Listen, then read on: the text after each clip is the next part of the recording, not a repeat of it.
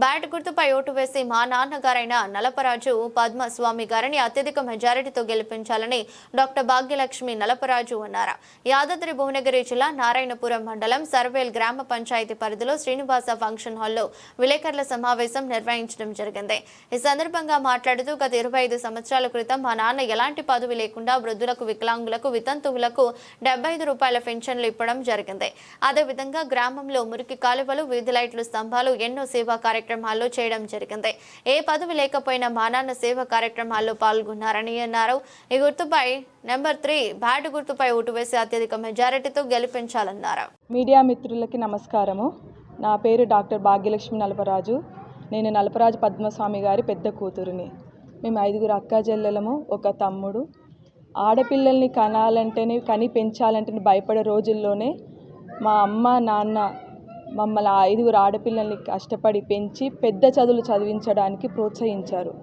అందువల్లనే ఈరోజు మేము ఉన్నతమైన కుటుంబాలలో విద్యావంతుల కుటుంబాలుగా మేము ఉన్నాము.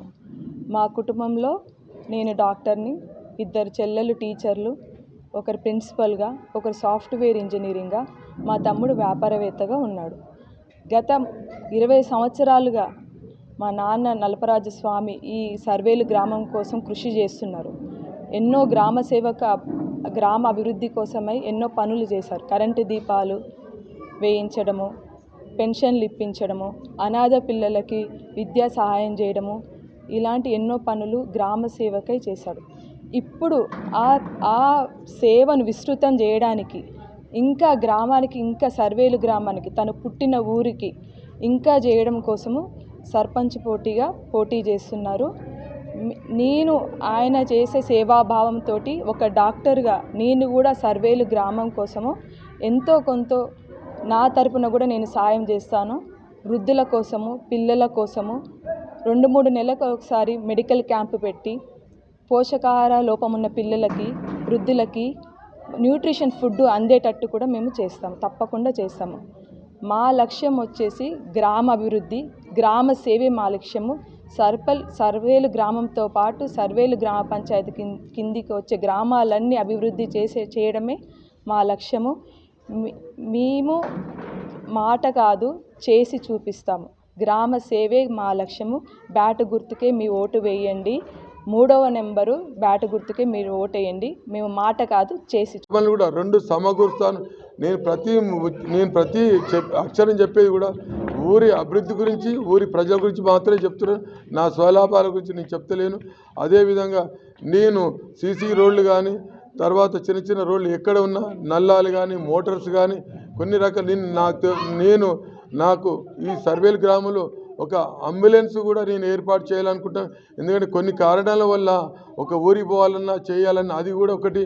ఇంకోటి, మన సర్వేల్ గ్రామంలో ఒక శ్మశానకు ఇది మన ఐసీ ఏమంటారు బాక్సు కావాలంటే కూడా సర్వేల్ నారాయణపురం. అదేవిధంగా మన సర్వేల్ గ్రామంలో ఇవాళ ఒక ఐసీలో పెట్టాలంటే బాక్స్ కూడా లేదు. ఆ బాక్స్ ఎంత అవుతుందో ఇంకా తెలియదు. అది కూడా నా సొంత నిధులతోటి మాత్రమే సమకూరుస్తారు. అదేవిధంగా అంబులెన్స్ కూడా నా సొంత నిధులతోటి సమకూరుస్తారు. ఎందుకంటే ఇవాళ 4000 జనాభా ఉంటే ఇంచుమించు చిన్న పెద్ద కలిసి 8000 మంది జనాభా అవుతుంది. ఆ 8000 జనాభాలో ఎవరికి ఏ ఆపద వస్తుందో కూడా, ఏ రాత్రి ఆపద వస్తుందో కూడా నాకు తెలియదు.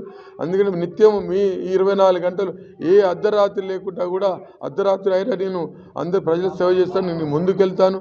అదేవిధంగా నిత్యము నేను ప్రజలలో ఉండడానికి మాత్రమే చేస్తున్నాను. నేను మా నాయన ఒక దేవుని రామయ్య, నేను దేవుని రామయ్య కుమారుడిని, నేను నలపరాజు పద్మస్వామిని. ఆ రోజులలో కూడా బొడ్రాయి 4-5 సంవత్సరాల కింద కూడా బొడ్రాయి పండుగ చేసినప్పుడు నాకు ప్రజలు సహకరించారు, కొంతమంది నాకు సహకరించలేదు.